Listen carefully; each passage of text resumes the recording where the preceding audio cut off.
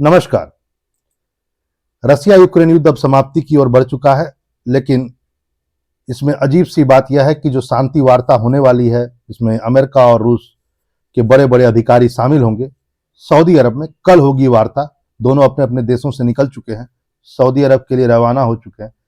लेकिन जैसा कि मैंने कहा, अजीब बात यह है कि इसमें यूक्रेन को नहीं शामिल किया गया, या कहूं यूक्रेन को आमंत्रित नहीं किया गया इस शांति वार्ता। बहुत अजीब सी बात है। यह प्रथम विश्व युद्ध के बाद जो वर्साई की संधि हुई थी उसको याद दिलाता है। यह जरूर यूक्रेन को शामिल करना चाहिए, लेकिन बहुत सारी बातें हैं इंटरनेशनल पॉलिटिक्स में। अब आज को यह बात जाननी चाहिए कि दो बड़े देश जब आपस में मिलते हैं और शांति वार्ता होती है या इस ढंग की संधि होती है, तो इस बात को आप जान लीजिए, कोई तीसरा देश जो बहुत छोटा देश होगा उसका जरूर उसमें इस्तेमाल किया जाएगा या उसके लिए बात की जाएगी। ये बड़े देशों का मोनोपोली रहा है। यहां पर कुछ बातें और आप जाने, वो यह है कि यूक्रेन के लिए जो अमेरिका की तरफ से एक विशेष दूत का अपॉइंट किया गया था ट्रंप के द्वारा, जिसका नाम है कीथ केलॉग। उन्होंने कहा कि सऊदी अरब में इस सप्ताह के शुरुआत में कहा कि सऊदी अरब में जो वार्ता की शुरुआत होगी इस सप्ताह में, उसमें यूक्रेन शामिल होगा, यूक्रेन के प्रतिनिधि शामिल होंगे, ऐसा उन्होंने पहले कहा। लेकिन बाद में उन्होंने शायद इसको दरकिनार कर दिया पूरी ढंग से, और इस पर उन्होंने अपनी जो बात कही वह यह कहा कि अमेरिका यूक्रेन दूत जो हैं, यूक्रेन में अमेरिकी दूत जो केलॉग है, उन्होंने बाद में कहा कि शायद यदि ज्यादा लोगों को, अधिक लोगों को भागीदार बनाया गया इस शांति वार्ता में, तो पूरी संभावना होगी कि यह पिछली वार्ताओं की तरह ही विफल हो जाएगा। उन्होंने एक अजीब सा बात भी कहा इसमें। उन्होंने कहा, शनिवार को कहा कि यह ब्लैक बोर्ड पर चौक की तरह हो सकता है यदि अधिक लोगों को बुला लिया जाए। यह थोड़ा कष्टदायक होगा, हो सकता है, लेकिन मैं आपको कुछ ऐसा बता रहा हूं जो वास्तव में काफी ईमानदार है। मतलब कि सिंपल सी बात है कि यूक्रेन को शामिल नहीं किया गया है। जो अमेरिका में यूक्रेन के दूत हैं केलॉग, उनके द्वारा यह कहा गया। अब इस पर यूरोपीय नेताओं की ओर से प्रतिक्रिया आना स्वाभाविक था। आनन फानन में, जल्दबाजी में, पेरिस में फ्रांसीसी राष्ट्रपति मैक्रोन ने एक शिखर सम्मेलन का आयोजन किया। आज के दिन आयोजन हो रहा है और इसमें बात इस पर होगी कि किस ढंग से पूरे महाद्वीप को इस वार्ता से बाहर रखा गया है, इस पर चर्चा की जाएगी। और एक तरह से स्पष्ट हो चुका है कि महाद्वीप को इस चर्चा से बाहर रखा गया, यूरोप के पूरे यूरोप को इससे बाहर रखा गया। इस सम्मेलन में जो होने वाला है या हो रहा है अभी फ्रांस में, यूरोपीय देशों का इससे अलग जो नहीं बुलाया गया, इसके कारण इसमें ब्रिटेन के कीर स्टाइमर जो प्रधानमंत्री हैं, वो नाटो के महासचिव मार्क रूट, जर्मनी के चांसलर ओलाफ भी शामिल हो रहे हैं, यूरोपीय आयोग के जो अध्यक्ष हैं उर्सुला वॉन, वो भी शामिल होंगे पेरिस की बैठक। इसी सम्मेलन में कीर ने यह बात कह दिया कि आवश्यकता होने पर हम अपनी सेनाओं को भेजेंगे यूक्रेन की सुरक्षा के लिए। अब ये अमेरिका का दाव है जो ब्रिटेन चल रहा है, या सच में यूरोप चिंतित है कि जिस ढंग से अमेरिका आज अब खड़ा नहीं है यूक्रेन के साथ, लेकिन यह तो होना ही था। वहां पर इस बात को आप आज इस बात को भी जाने, इसमें एक और आदमी का नाम आ रहा है, स्टीव विक्टॉफ।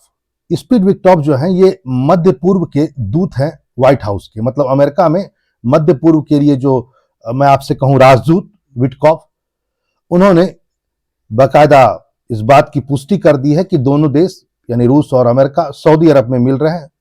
रविवार की शाम को ये दोनों बाहर निकल जाएंगे सऊदी अरब के लिए और बाकायदा बातचीत करेंगे, ऑफिसर्स आमने सामने बात करेंगे। यहां पर स्टीव विक्टॉफ के बारे में मैं और एक बात कह दूं, वो यह है कि यह अलग से यूक्रेनी लोगों से, यूक्रेनी अधिकारियों से भी बातचीत कर रहे हैं, यानी उन्हें भी कॉन्फिडेंस में लेने का प्रयास किया जा रहा है। यानी एक तरफ तो यूक्रेन को नहीं बुलाया गया या बुलाया जा रहा है सऊदी अरब में जो पीस वार्ता होगी उसके लिए, लेकिन दूसरी तरफ इनको अपॉइंट भी किया गया है कि आप यूक्रेन के अधिकारियों से अलग अलग यानी कि पैरेलल बातचीत करें। लेकिन उन्होंने संकेत इस बात का दे दिया एक तरह से कि शायद कीव वहां पर अनुपस्थित हो। यहां पर एक बात यह भी जाने, ये बाकायदा जो विटकॉफ हैं, जिनको मैंने आपसे कहा कि ये बाकायदा व्हाइट हाउस में मध्य पूर्व के दूत हैं, राजदूत हैं, और ये अलग से बात भी कर रहे हैं, पैरेलल बातें कर रहे हैं यूक्रेनी अधिकारियों से। ये एक बहुत बड़े अधिकारी भी हैं, अरबपति हैं, रियल एस्टेट से संबंधित, और ये इनका एक बहुत बड़ा रोल रहा है अभी हाल ही में एक अमेरिकी शिक्षक को मॉस्को से रिहा करने में। मरिजुआना रखने के आरोप में मॉस्को ने, यानी कि रसिया ने, उन्हें गिरफ्तार किया था, अमेरिकी एक शिक्षक को। तो ये बाकायदा वहां गए। माना जाता है कि ये बहुत लंबे समय तक वहां पर रहे और 3 घंटे तक इन्होंने बात की पुतिन से। यानी ये जो विटकॉफ महोदय हैं, ये इससे पहले इस सऊदी अरब में जो पीस वार्ता हो रही है, इससे पहले वो 3 घंटे तक लंबे मुलाकात किया, जिसमें वाजिब है कि अमेरिकी शिक्षक की रिहाई की तो बात हुई होगी, लेकिन एक लंबा खाका जरूर तैयार किया गया होगा कि आखिर किस बात पर आकर के संधि हो जाए या पीस ट्रीटी हो जाए, शांति संधि हो सके अरब में, सऊदी अरब में। 3 घंटे की लंबी मुलाकात की पुष्टि बाकायदा डोनाल्ड ट्रंप ने रविवार को की, यानी आज किया। यहां पर कुछ और बातों को भी आज आप जाने, वो यह है कि अमेरिका की ओर से जो रूबिया हैं, वहां के विदेश मंत्री, वह तो जाएंगे ही, राष्ट्रीय सुरक्षा सलाहकार माइक वोटोज भी जाएंगे, ये सब भी जाएंगे, और विटकॉफ भी शायद पूरी उम्मीद है कि वह भी वहां पर मुलाकात करें रूसी अधिकारियों से।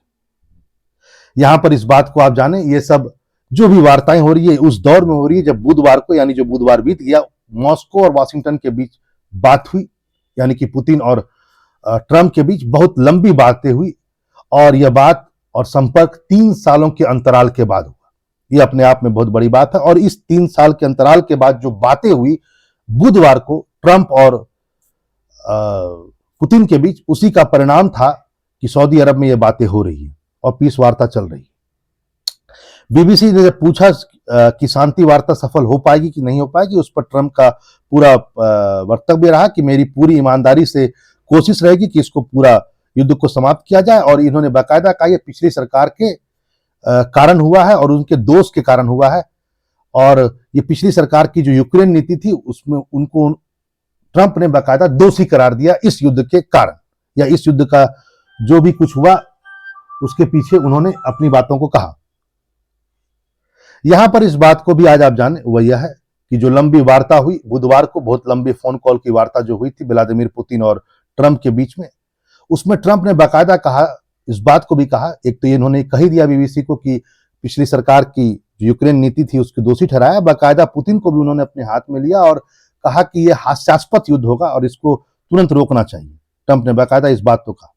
उन्होंने बाकायदा यह भी कहा, इस फोन में मालूम होना चाहिए कि पुतिन को कहा कि नाटो में यूक्रेन को शामिल होना व्यवहारिक नहीं है, मतलब प्रैक्टिकल नहीं है। और इसमें यह बात भी कही गई, देखिए इस बात को भी समझिए कि 2014 से पूर्व में वापस लौटने की संभावना को भी इनकार किया गया। मतलब मैं यहां पर किस बात तो क्या कह रहा हूं कि 2014 वह वर्ष है जिस वर्ष में क्रीमिया पर रसिया ने अधिकार कर लिया। तो इस बात को भी एक तरह से कह दिया गया कि 2014 से पूर्व की स्थिति को वापस नहीं लौटना है। मतलब क्रीमिया पर रूस के अधिकार को बातों में ही, फोन कॉल पर ही मान्यता दे दी गई ट्रंप के द्वारा। यानी दो बड़े देश तीसरे देश के साथ क्या कर रहे हैं और कैसे उसका टेरिटोरी का एक तरह से निर्णय किया जा रहा है, वो समझ में आपको आ रहा है। चलिए आगे बढ़ते हैं, आगे देखते हैं। इस पर जेलेंस्की ने बाकायदा कहा है कि बार बार उन्होंने इनकार किया ऐसे समझौतों से। उन्होंने कहा है कि यूक्रेन के भविष्य का जो निर्माण है और जो स्वीकार उसको नहीं होगा यदि यूक्रेन को इसमें शामिल नहीं किया जाता, ऐसा जेलेंस्की ने बाकायदा कहा अपनी ओर से। वैसे इस बात को भी आप जान लें कि ट्रंप ने बाकायदा इस बात को कहा कि यूक्रेन बार बार चाहता था कि वह नाटो का सदस्य बने और उससे इनकार भी किया गया था कई बार। और इस बार ट्रंप के जो रक्षा सचिव है उन्होंने दोहराया है कि